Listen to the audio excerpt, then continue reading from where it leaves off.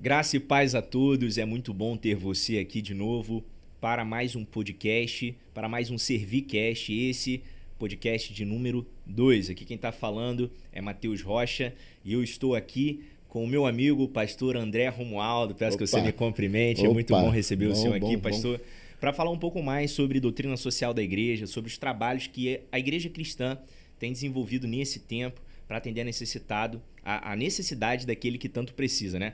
Mas antes disso, eu quero deixar a palavra com o pastor André Romualdo para você poder se apresentar um pouquinho. Pode falar, pastor. Olá, Matheus. Meu nome é André Romualdo de Assis, sou pastor da Primeira Igreja Batista em Vila Operária, aqui em Caxias. Estou lá exercendo o ministério pastoral já há 28 anos. Além de trabalhar na igreja, eu sou diretor do Seminário Teológico Batista Norte Caxiense e também coordenador do projeto Jesus Transforma, que é um braço da Associação Beneficente Educacional Social Esportiva CMA, criada por nossa igreja já há 15 anos atrás. Amém. E a gente está trabalhando aí nessa área aí social, né? Teológica, social, né? No final das contas vira tudo uma coisa só, né? É o evangelismo que é social, é o social verdade. que é evangelístico. Mas aí, 28 anos de ministério pastoral. 28 anos de ministério pastoral. Eu fui e sou embaixador do rei, né, cara? Eu fui criado na Terceira Igreja Batista em Gramacho e com 13 anos eu me converti, né? Aceitei a Cristo como meu Senhor e Salvador e a partir dali comecei a frequentar, né, a organização Embaixadores do Rei e acredito que o meu chamado foi ali, né?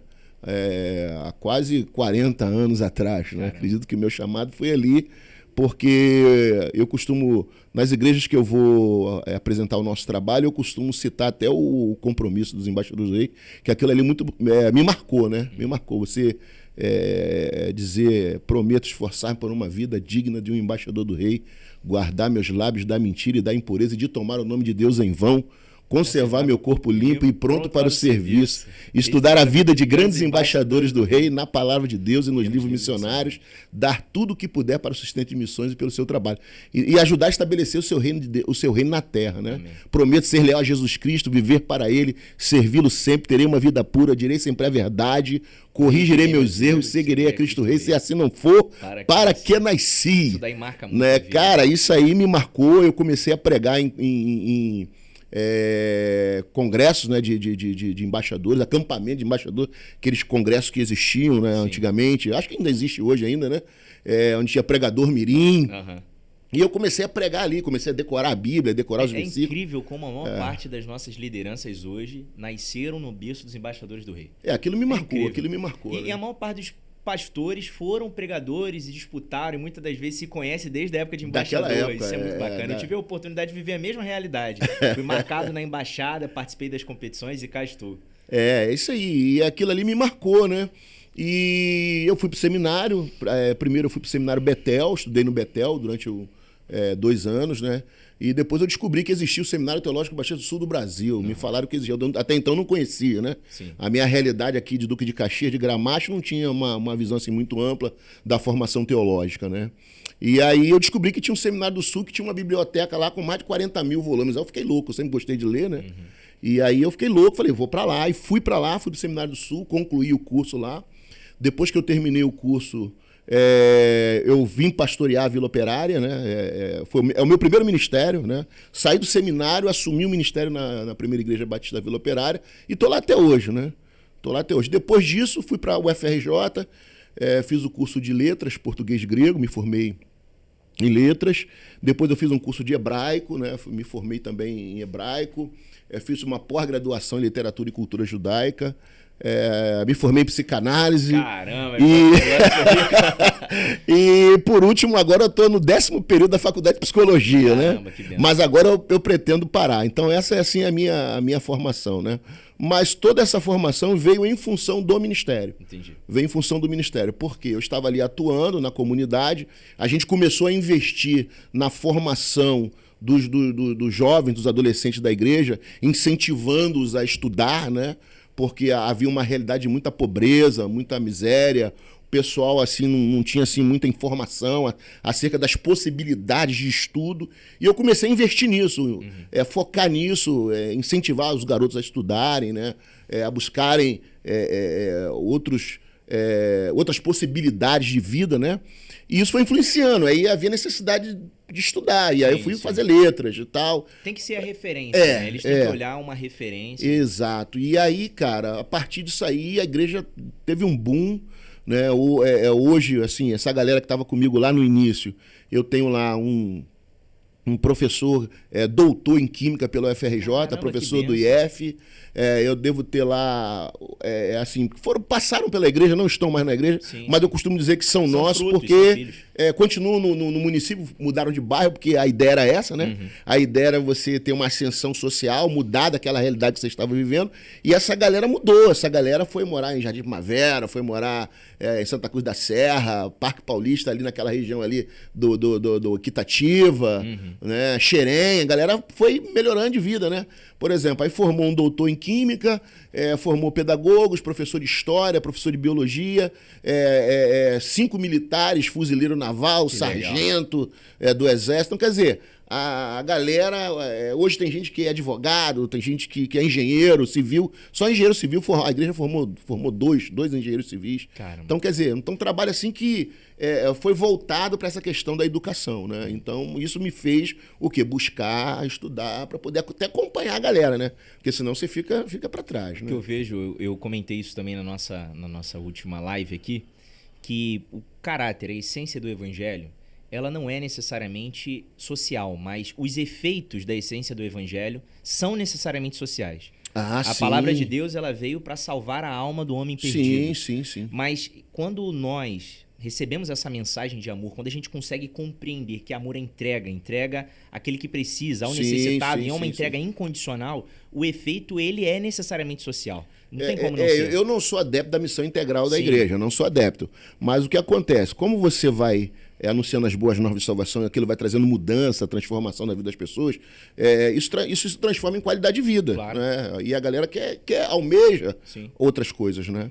E aí eu trabalhei nessa... É igual na psicologia. Uhum. A mensagem do evangelho tem a intenção de atingir a alma, sim, mas que tem naturalmente como efeito uma questão emocional também. Sim. Não é isso? Então, assim, a paz que excede a todo entendimento tem um caráter também emocional, de alguma forma, um efeito emocional. Sim. Você não busca o evangelho por isso ou para isso. Sim. Mas que, naturalmente, ao receber o Espírito Santo, a consciência do evangelho, a compreensão do amor de Deus, você tem como efeito uma estabilidade emocional, muitas das vezes, não necessariamente, mas pode vir a ter. Esse é o contra. Isso. E eu queria saber, pastor, como é que o projeto social Jesus Transforma, com pessoas que estão no processo de reabilitação, surgiu? Como ele começou? Cara, o que aconteceu? A Vila Operária sempre foi conhecida como um lugar perigoso, né? Uhum. De tráfico de drogas e de violência. E a igreja estava inserida ali naquele contexto. E o que aconteceu? Houve um tempo aqui em Duque de Caxias que a venda do crack, que era só na Vila Ideal, na favela da Vila Ideal, ali no centro, passou para a Vila Operária. Até então a Vila Operária não tinha crack. Vila Operária era só aquelas drogas já conhecidas, né? Maconha, cocaína e tal, loló, essas coisas assim. E aí, de repente, chega o crack na comunidade da Vila Operária. E o que aconteceu? Virou um caos. E isso lá em 2013. Virou um caos. 2010, 11, 12, por aí. Entre 2010 e 2013. E aí virou um caos. Por quê? Aquela realidade que a gente via em São Paulo e que via ali em Bom Sucesso, nas imediações da Ilha do Governador, passaram a acontecer na nossa comunidade, na nossa porta. E o que aconteceu? Houve uma exigência da igreja natural de uma reação, de fazer alguma coisa. Né? E o que nós vamos fazer? Como eu cresci naquele universo de Madrugada do Carinho, um evento que acontecia no Rio de Janeiro há muitos anos atrás, onde havia evangelização lá no centro do Rio. Eu trabalhei nesse universo, participando de evangelização quando jovem, me veio logo à mente, olha, vamos trabalhar a questão da dependência química, vamos pegar essa galera e vamos levar para um centro de recuperação conhecido. E aí começamos a fazer isso, começamos a evangelizar na rua e pegar a galera e levar para um centro de recuperação conhecido. Só que o que aconteceu? Ficou muito dispendioso para a igreja. Ficou muito dispendioso, porque minha igreja é igreja de comunidade. Minha igreja é igreja de comunidade, não tem tantos recursos, não é? Não tinha dinheiro para manter isso, porque a demanda era muito grande. Muita gente, uma demanda muito grande. E aí o que aconteceu? Eu comecei a levar o pessoal para uma casa de recuperação lá em Paracambi, projeto Família Ágape, que era administrado por um pastor batista e um pastor congregacional. E aí eu comecei a levar para lá. Só que o que aconteceu? Pô, Paracambi, Caxias, Paracambi, 75 quilômetros. Né? E aí, ida e volta, né? Ida e volta. E gasto de combustível. E lá eu comecei a ter que dar uma oferta para colocar o interno, né? Tinha que, começou com 100, daqui a pouco era 200, daqui a 300, daqui a pouco 400, 500. Caramba, naquela época... Aí o negócio ficou pesado. Sim. A ponto dos irmãos da igreja me chamarem, tesouraria, finança, exame de conta, aquele negócio, aquele modelo, né? Sim, sim. Batista, né? Os irmãos chegaram para mim e falaram assim, pastor, ou você para, cara, ou você vai falir a igreja, porque a igreja não tem mais dinheiro para pagar nada. E não tinha mesmo, né? Nem o meu salário mais tinha dinheiro para pagar. Caramba. Aí ficou um negócio meio esquisito, né? Só que a gente não podia parar. Como que vamos parar numa situação como aquela que nós estávamos vivendo? E aí, nesse meio tempo, veio um camarada de lá, da família Ágape. Eu trouxe um menino que eu conheci lá. Ele estava interno lá. Aí, por conta das coisas que ele fez, né, do que ele aprontou na casa dele, na família dele, né? A família dele não queria ver ele nem pintar de ouro, né? Comum, né? É comum, né? Nessa questão das drogas, né? E aí, o que eu fiz? Eu trouxe ele para Caxias, aluguei um cômodo na casa de uma irmã da nossa igreja, né? Aluguei um cômodo lá para ir lá, um quarto. A igreja ajudou a mobiliar e ele veio trabalhar com a gente aqui na igreja aqui. E aí esse cara virou para mim e falou assim, pastor, vamos montar um centro de recuperação. Porque a gente já não tá aguentando mais ir lá para Paracambi, né? Vamos montar. Eu falei, cara, a gente vai montar um centro de recuperação, tá doido? A gente não tá conseguindo pagar nem lá em Paracambi, como é que a gente vai... Não, pastor, quando a gente montar, vem igreja, vem projeto, vem pessoas e começam a ajudar, o negócio vai. E, cara, naquele primeiro momento ali eu não tinha muita fé não, nessa parada não. Na realidade, eu não... Tava incrédulo. Pô, minha realidade, eu né? Imagino. Aí eu falei, cara, pô, o negócio é meio esquisito. Não, pastor, vamos fazer e tal. Aí eu falei, vou na tua fé, meu irmão, porque a minha tá menor do que o grão de mostarda. Mas eu vou na tua fé. Vamos lá. Aí fomos. Aí o que nós fizemos? Nós alugamos uma propriedade. Alugamos uma propriedade lá em Capivari, né? Próximo ali ao Arco Metropolitano. E começamos o trabalho. Começamos o trabalho. Começamos a levar a galera. Começamos a levar a galera. E pega na rua, pega na praça, dentro da comunidade. Aí começou a aparecer gente de tudo quanto é lugar do Rio de Janeiro, até do estado do Rio. Caramba, que legal. Começou a aparecer gente, a gente levando. Aí o que acontece? A Dilma, né, a presidente Dilma, inaugura o primeiro trecho do Arco Metropolitano ali, que pega Caxias, né, vai até Itaguaí, né, que foi o primeiro trecho, aquele ali, né? E aí, cara, super, hiper valorizou aquela região, né? Uhum. E o sítio é justamente naquela região ali. Aí hipervalorizou. E aí a dona do sítio chegou para mim e falou assim, pastor, o negócio é o seguinte, você tem que comprar o sítio, porque eu quero vender. Eu quero vender porque eu quero comprar uma propriedade em outro lugar e só tem que comprar. Quanto tempo de projeto já? 2 anos. 2 anos de projeto. 2 anos de projeto. O negócio já pegando fogo. Entendi. E aí ela, ou o senhor compra ou o senhor sai. O senhor tem a prioridade de compra, mas se o senhor não comprar, eu já tenho outro comprador, o senhor sai. Aí eu falei, caramba, e agora? Falei, pô, vou levar para a igreja, né? De repente, lá na igreja, tem alguém que tem dinheiro escondido, malocado, né? Embaixo do colchão, alguma coisa. Porque toda igreja, cara, tem aquele cara que tem dinheiro, né? Sim, Pelo menos aparência, né? O cara chega bem vestido na igreja, tu olha assim pra ele, pô, esse cara tem, né? Tem dinheiro, né? Então, eu fui nessa perspectiva. De repente tem alguém lá que tem dinheiro, vou jogar em cima e aí a gente colhe alguma coisa. Aí cheguei na igreja e falei, irmãos, a gente tem que comprar o sítio, porque se não comprar o sítio, o projeto vai parar. Quanto custa o sítio? R$200 mil. Aí, né? Aí entrou... o culto entrou naquele momento final, né? Uhum. Antigamente tinha isso, né? Oração silenciosa, né? O pessoal baixou a cabeça e ficou ali, né? Ninguém respondeu nada. Eu falei, caramba, e agora? E tinha que ter uma ação, né? E, rapaz, assim, foi assim, uma das maiores experiências que eu tive com Deus desde que eu comecei a pastorear, né? O que aconteceu? Eu senti claramente Deus falando no meu coração assim, vende a tua casa. Vende a tua casa. E eu falei, caramba, e agora? Primeiro que a minha casa não é minha, né? Eu morava naqueles puxadinhos que a gente faz na casa da sogra, né? Sim. A minha casa era dentro do terreno da minha sogra, né? Eu construí uma casa, casei com a Sheila, né? Falar nisso, quero dar aqui um abraço pra Sheila, né? Minha esposa. Fica à vontade. A Sheila, eu comecei a namorar com ela tinha 13 anos, eu tinha 16 anos. Eu era embaixador, ela era mensageira do rei, e nós nos casamos. E dessa relação aí nós temos hoje 4 filhos, né? Que benção. A Rebeca, que é a mais velha, a Débora, que me deu uma netinha. A Rebeca vai me dar uma netinha também agora no final do ano. O João Pedro e o Joaquim, né? Então, é a minha família, né? Então, o que aconteceu? Eu falei com a Sheila, ó, Deus falou no meu coração, cara, pra gente vender a nossa casa. E a Sheila, como ela tá comigo desde sempre, né? Ela falou, não, vamos lá. Eu falei, mas tem um problema, a nossa casa não vale muito não. Pra vender a nossa, tem que vender da sua mãe também.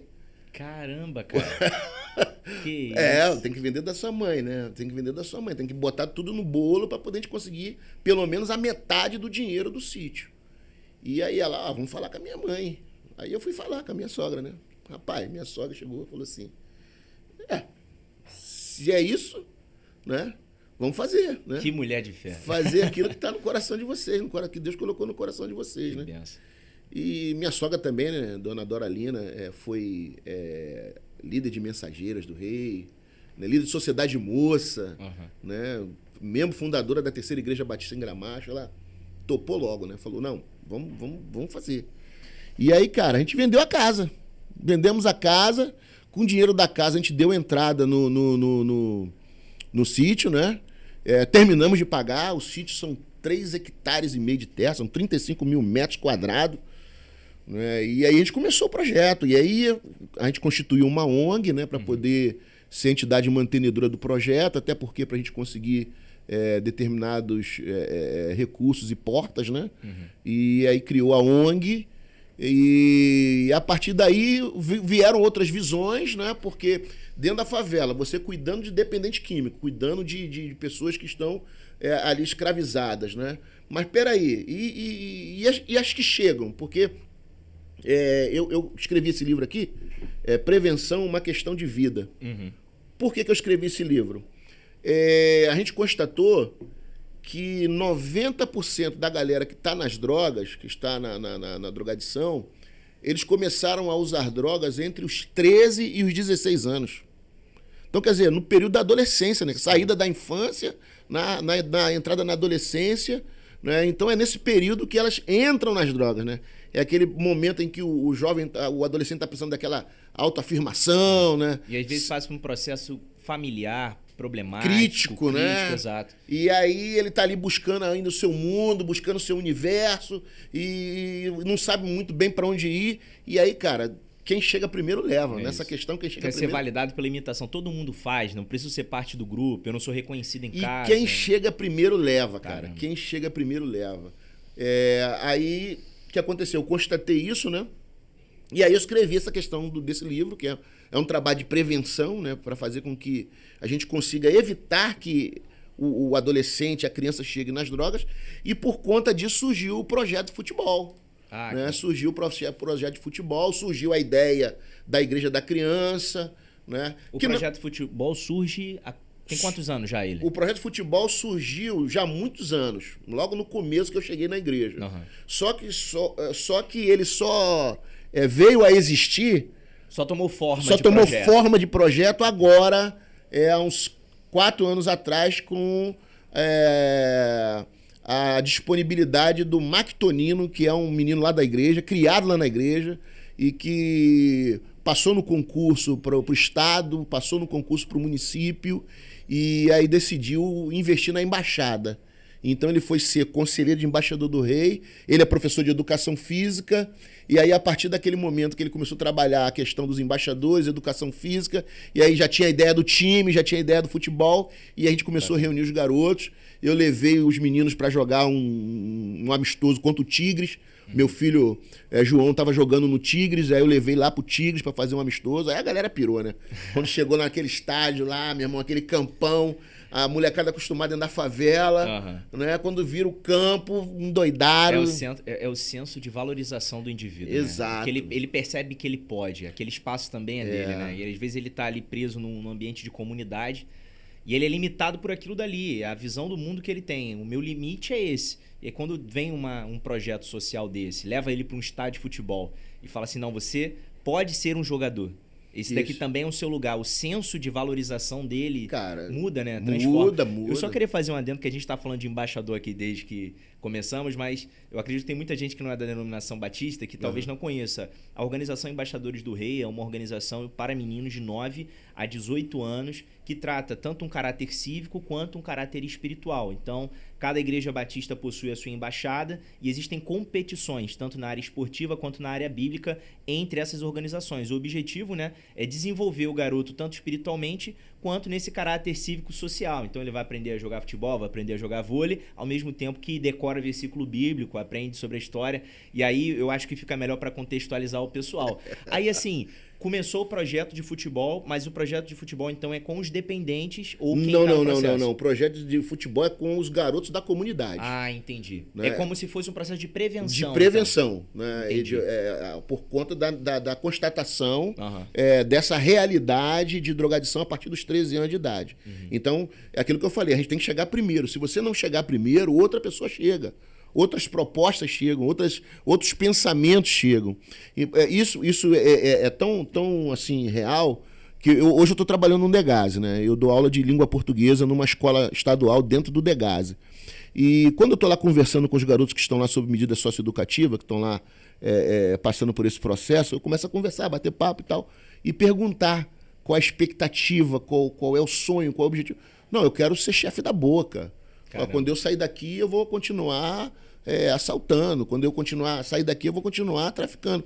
Então, você percebe o quê? Que alguma coisa, em algum momento, formou aquele tipo de consciência nele, de pensamento dele. E ele, para sair daquilo ali, cara, é muito complicado. O senso de valor dele, né? É muito complicado. Ele foi condicionado, e a maior parte desses jovens são condicionados a valorizar aquela função. Então, quem é que tem valor na comunidade? Quem é que protege a comunidade? Quem é que atende a necessidade da comunidade? Dentro dessa lógica, para eles é o traficante. Então, qual é o grande sonho dele? É se tornar aquilo que é o símbolo de valor, de referência para ele. Exatamente. Então, nessa perspectiva, a gente como igreja, eu como igreja, né? Eu preciso chegar primeiro, cara. Preciso chegar primeiro, de alguma forma. E o futebol, né? É uma das estratégias. E agora, recentemente, a Igreja da Criança, né? Porque nós temos um prédio nós compramos um prédio fora da favela, né? Fora da comunidade. Tiramos a igreja de dentro da comunidade, está um pouquinho afastado da comunidade, mas nós mantivemos o prédio original da igreja, onde a igreja começou. Né? Por isso que eu falei que a igreja é a primeira igreja batista em Vila Operária e também a igreja batista semear, porque os vizinhos, quando nós mudamos a igreja de endereço, fomos para 25 de agosto, alguns vizinhos começaram a questionar o nome, que eu botei um letreiro grandão, né? Primeira igreja batista em Vila Operária. E aí os caras começaram a questionar, porque nós estávamos desvalorizando os imóveis deles, colocando aquele nome ali. Aí o camarada vai lá fazer uma compra, viu um apartamento e já vê a igreja grandão. Aqui é Vila Operária? Exatamente. Entendi. Aí eles começaram a me questionar, né? E até mesmo me abordar na rua. E aí, para poder evitar esse conflito com os vizinhos, né? A gente colocou lá um nome fantasia, né? Igreja Batista Semear. Mas a igreja continua sendo a primeira igreja batista da Vila Operária, né? E aí no prédio antigo, né, nós estamos reformando, né? E montamos lá a Igreja Batista da Criança. Né? Começou agora, tem 4 semanas, né? 4 semanas.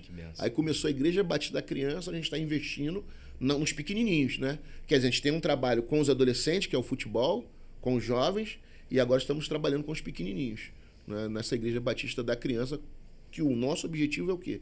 É justamente esse, chegar primeiro. Chegar primeiro com o quê? Com o Evangelho. Com aquela palavra que eu recebi quando eu tinha 12, 13 anos de idade. Então, o nosso objetivo é chegar primeiro. Porque se a gente chega primeiro, cara, o Evangelho é transformador. Amém. Né? A palavra de Deus, ela muda a nossa história. Pô, se eu for contar aqui a história da minha família, a gente vai ficar aqui um tempão. Né? De uma realidade de destruição, de coisas que traziam tristeza ao coração, para uma realidade hoje abençoadora. Amém. Né? Hoje minha família é tremendamente abençoada. Meu pai, que era boêmio, né? Gostava de uma cachaça, gostava de um uísque, cerveja, jogo, aposta. Meu pai se converteu. Amém. Né? Se converteu ao evangelho, se tornou diácono lá na minha igreja, partiu para a glória, né? Quebrou o fêmur, né? Fratura de fêmur, e acabou partindo, né? Mas partiu salvo, né? Amém. Tornou-se diácono da minha igreja. Minha mãe está na Assembleia de Deus. Minhas irmãs estão na igreja, servindo ao Senhor na igreja Nova Vida. Né? Então, quer dizer, uma família que era completamente desestruturada, que vivia no samba, que vivia no espiritismo, que vivia na bebedeira, hoje é uma família de salvos, né? Pô, se isso aconteceu comigo, cara, quem sou eu na fila do pão, né? Mas aconteceu comigo. Então não pode acontecer na vida de um menino daquele lá. E é o que acaba movendo, né? Pô, cara, o amor de Deus. O amor de Deus. É o poder do evangelho, cara. E é um negócio sobrenatural. E te impulsiona por 15 anos nesse projeto. Imagina as dificuldades, as dores, as angústias familiares, os problemas emocionais, mas a gente lembra daquela mensagem que foi revelada tanto tempo atrás e... Cara, tem gente que fala assim... Não, tem gente que fala assim... Pô, tem sido difícil... Eu digo assim, não tem sido difícil, não. Porque aquilo que o Marcos falou para mim, pastor, vamos fazer, que vão aparecer igrejas, vão aparecer empresas, gente querendo ajudar, cara, aquilo se tornou real. Amém. Então Deus começou, a gente não tem um centavo do poder público, nem um centavo. Mas, o que tem de igrejas que nos abençoam, Metodista Wesleyana, Amém. Assembleia de Deus, igrejas batistas, né? Os pastores, colegas, amigos, né? E agora algumas empresas, né, que têm nos ajudado, né, patrocinando, né, o nosso projeto. Então, quer dizer, cara, a CPR, que é uma empresa lá de Xerém, lá da Mantiqueira, fez um projeto com a gente para nos ajudar, nos auxiliar em termos de recurso, né? Então, quer dizer... Deus cumpriu a sua promessa, aquilo que ele falou no coração do Marcos e que ele compartilhou comigo, né? E assim a gente tem a manter na obra, né? E assim, Deus vai dando alegrias, né? Vai dando... só o fato da gente ver o cara sair daquela condição de miserabilidade, né? De vulnerabilidade, e o cara mudar a história, isso. Cara... Não... É o desejo de enxergar na vida do outro aquilo que a gente viveu de alguma maneira, né? E não tem dinheiro que pague isso, cara. Não tem dinheiro que pague isso. Você, por exemplo, tem o Robson. O Robson viveu 17 anos e meio na rua. Robson Bradulin. Cara, sabe o que é viver 17 anos na rua? Caramba. E hoje o cara tá casado, com a família, Glória trabalhando, né? Sendo útil, montou o ministério dele. Glória a Deus. Pô, não tem dinheiro que pague isso, cara. Nesse tempo, pastor, o senhor tem noção assim, de quantas pessoas passaram pelo projeto? Olha, assim, pessoas, assim, se nós fizermos assim uma estatística, mais de 5 mil pessoas. Caramba, 5 mil pessoas. Mais de 5 mil pessoas. Porque o que acontece? É um entra e sai, né? Uhum. Entra, sai, entra, sai, entra, sai, entra, sai. E principalmente nessas primeiras semanas, né? A abstinência mais intensa. E se a pessoa não quiser, não desejar, porque a pessoa tem que querer. Uhum. A realidade é essa. O cara que está na dependência química, ele tem que querer. Se ele não quiser, ele tem que demonstrar que ele quer, porque se ele quiser, ele sai. Né? Porque aí entra o poder de Deus, né? Amém.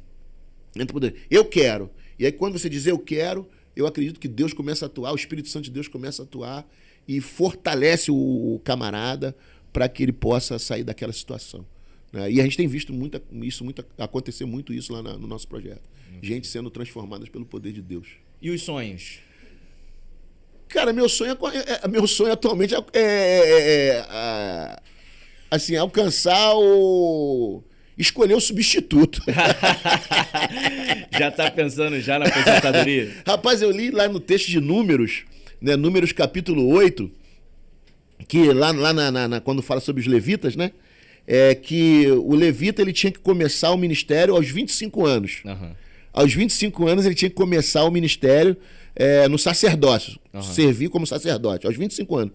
E quando chegasse aos 50, ele sairia. Entendi. Chegou aos 50, sai do serviço. Não deixa de atuar no templo. Mas sai do serviço sacerdotal e não exercerá mais. Né? Então, Eu tô com 54, já tô passando, já passei 4 anos. E agora já tá em pecado já tá em pecado já.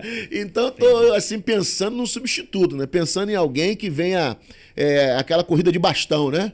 Pum, passar o bastão pro cara continuar correndo. Não que eu vá deixar de fazer o que eu faço, né? De amar, de cuidar, de zelar pela vida de pessoas. Mas também é o processo, porque é um projeto que é muito maior do que o senhor. Sim, é muito maior do que a igreja local. Sim. E precisa ter essa continuidade. Sim. E hoje é um desafio em qualquer segmento. Quem serão aqueles que vão herdar isso que está sendo construído? Isso. A gente vê isso nos problemas de todas as denominações, não é de uma denominação específica. A gente vê isso também no segmento civil, os problemas de abandono institucional que acontecem em muitas organizações. Até e a gente políticos, tem que né? Exatamente. Políticos encontrar seu substituto. Não é? E você pensar numa juventude também com algum certo tipo de protagonismo, mas a grande questão que eu vejo é que eu acho que a maior parte hoje das lideranças, eu estava até conversando isso com o pastor Diego Bravin, executivo da Convenção Batista Fluminense, é que o maior desafio hoje é conseguir construir lideranças para o futuro. Rapaz, é complicado. Graças a Deus, Deus tem levantado jovens lá em nossa igreja. Amém. Com esse potencial, né? E eu estou justamente nessa perspectiva, pensando nesses jovens, né? Ainda não está consolidado não, mas eu já visualizo, né? Já visualizo algumas coisas. Mas é o nosso desafio, né? O nosso desafio é você passar o bastão. É você arrumar um Josué, né? Arrumar um Josué. Você tá ali... Que vai conquistar a terra prometida. Exatamente. Você prepara o caminho. Prepara o caminho, né? Até, por exemplo, em termos de estrutura, a nossa estrutura hoje lá da igreja é uma estrutura que cabe muita coisa, né? Cabe muitos projetos, né? Então precisa ter alguém para poder tocar isso, que eu já não corro mais como eu corria. Eu fui fazer a prova do Degase, né? No sábado, né? E aí cheguei ali na UFRJ, na cidade universitária, cara, tudo parado, trânsito parado. E faltava 10 minutos para eu entrar lá, poder fazer a prova. Falei, meu Deus, e agora? Aí eu parei o carro assim numa lateral lá, estacionei o carro, deixei o carro, desliguei. Falei, pô, vou correndo. Rapaz. Físico de atleta. Aí... Falei, vou correndo. Aí comecei, né? Pá. Cara, quando chegou na metade do caminho, eu já tava olhando assim pra ver se viu uma ambulância com aquele desfibrilador, porque eu falei, vou infartar, meu irmão. Caramba. Aí parei. Aí fui, né, devagarinho, consegui chegar lá, consegui fazer a prova. Mas eu percebi, cara, já não tô correndo mais como eu corria. Já não tem mais aquela força, já não tem mais... É claro que eu vivo uma vida sedentária, né? Sem praticar esporte, né? Se eu tivesse praticando esporte, eu estaria bem melhor, né? Mas você percebe o quê? Que o pique já não é o mesmo, né? É outro momento. Outro momento. Exatamente. É o momento que começa a ser a posição da sabedoria, da orientação, do direcionamento, discernir tudo que foi vivido e potencializar e preparar o que tem quem tem força, que é o jovem, no final das contas. Exatamente. E assim, a ideia, as ideias que Deus colocou na minha cabeça, né? As coisas que Deus colocou assim, na minha mente, em termos de visão para a igreja, é um negocinho assim, meio assustador. E aí, a estrutura está lá montada, mas agora eu preciso de alguém que abrace, né? E conquiste a terra prometida. Conquiste a terra prometida, né? Então a gente tá nessa perspectiva aí. Amém. Eu também gravei um disco, né? Isso aqui é um disco, ó. Isso aqui eu gravei, né? De um lado eu cantei, do outro eu pedi desculpa, né? Tá aqui, ó. Perto de Ti, Pai, Grupo Semearte. Cara, isso aqui foi um presente do Valdenir de Carvalho. Valdenir de Carvalho, do Coral Renascença, Grupo Renascença. O Valdenir, assim, nós tivemos assim, um relacionamento muito bom de amizade. E o Valdenir viu o nosso projeto, né? Ele falou, cara, vamos fazer um negócio para você levantar recurso, né? Levantar dinheiro para poder ajudar você no projeto. Aquilo que eu falei, né? do que Deus vai mandando pessoas, né? Aí o Valdenir, a única coisa que eu posso fazer por você é na área da música. Aí, como eu já tinha o sonho de cantar, desde a terceira igreja Batista do Gramacho, que eu participava de um conjunto lá, chamado Conjunto Som Real. Pastor Kleber Corrêa era o guitarrista. Era o guitarrista, né? Pastor Kleber, pastor da Igreja Batista do Bananal. Isso. E ele era o guitarrista, né? Eu era um dos vocalistas, eu, Márcio, Júnior, Antônio Carlos, a Sheila participava, minha esposa. Eu sempre tive esse sonho de gravar, né? E aí eu aproveitei a oportunidade com o Valdenir e gravamos, né? Fizemos tanto sucesso que só minha mãe e minha tia compraram o CD, né? E a gente nem lançou, né? Porque né, ninguém ia ouvir mesmo. Mas Deus é bom e realiza sonhos. Pelo menos o sonho foi realizado. Que legal. Pastor, nós estamos já caminhando para o final. Eu queria que o senhor desse as suas palavras, como as pessoas podem encontrar o projeto, como elas podem também auxiliar, porque o público aqui é o público da internet, tem muita gente que é movida pelo Espírito Santo de Deus, que eu tenho certeza que é inspirada a começar a trabalhar, mas também motivada a auxiliar quem está desenvolvendo esse trabalho. Então, por favor. O que acontece? O pessoal deve perguntar assim, onde que ele foi morar, né? Vendeu a casa da sogra, vendeu... verdade. Onde ele foi morar? Eu fui morar na Casa Pastoral. Nossa igreja comprou uma casa, essa casa é Casa Pastoral, então eu moro hoje na Casa Pastoral. E minha sogra mora numa propriedade que um sobrinho dela herdou e ele cedeu essa casa para ela morar. Até então nós estamos morando assim, né? Eu moro na Casa Pastoral com a minha família e ela mora nessa casa cedida. Mas Deus está abrindo algumas portas aí pra gente aí que nessa questão de encerramento, de transferência, Deus está abrindo algumas portas, né? Mas hoje eu vivo do ministério pastoral, né? E também sou professor, né? No Seminário Teológico Batista Norte Caxiense, diretor lá, e exerço também a função de professor de língua portuguesa dentro de uma escola estadual no Degase, né? Então é daí que eu tiro o meu sustento. E se a pessoa quiser contribuir com o Projeto Jesus Transforma, o Projeto Jesus Transforma hoje nós temos um incentivo da Convenção Batista Fluminense, né? O DEM, Departamento de Evangelismo e Missões, o pastor Daniel Cunta, ele nos abençoa, né? A convenção nos abençoa todo mês, né? com uma quantia que ajuda a gente a manter lá algumas questões lá financeiras do projeto. E hoje nós temos dois praticamente colaboradores, né? Nós temos o irmão Lenilson, que é o nosso coordenador assim, praticamente de todo o trabalho, e o irmão Cláudio, que é um ex-aluno, ex-interno, e hoje é o líder espiritual dentro da casa. Que benção. Né? E faz toda aquela parte de espiritual dos cultos, da oração, do projeto, né? E aí a gente mantém esses obreiros com uma ajuda de custo, né? E esse é o nosso maior desafio, levantar recurso para manter esses obreiros lá trabalhando, e o combustível, que o gasto é muito alto, né? A alimentação, tudo. Então, se a pessoa quiser contribuir, nós temos uma conta, né? Eu não sei se vocês vão poder depois colocar. A gente coloca na descrição. Essa conta, nós temos uma conta no Bradesco, que é da Associação Beneficente, a entidade mantenedora. A pessoa pode mandar uma oferta para lá, uma contribuição para lá, que vai chegar no projeto. Sim. Porque chega no projeto, que os recursos que a gente recebe, a gente investe no projeto, né? Então é dessa forma que a pessoa pode assim, contribuir, né, com o projeto Jesus Transforma. E demais a gente louva a Deus por essa oportunidade. Espero que Deus abençoe você, Mateus. Amém. Abençoe seu pai. Amém. Né? Nós fomos contemporâneos lá na terceira igreja Batista em Gramacho. Contando a história, eu imaginei. Fomos contemporâneos lá na terceira, né? A gente batia muito papo. O Abílio, né? O pastor Abílio. Sim. Né? Então essa galera toda eu conheci, né?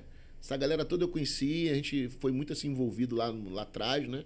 E eu louvo a Deus porque a gente pode perceber que foi uma geração abençoada por Deus, né?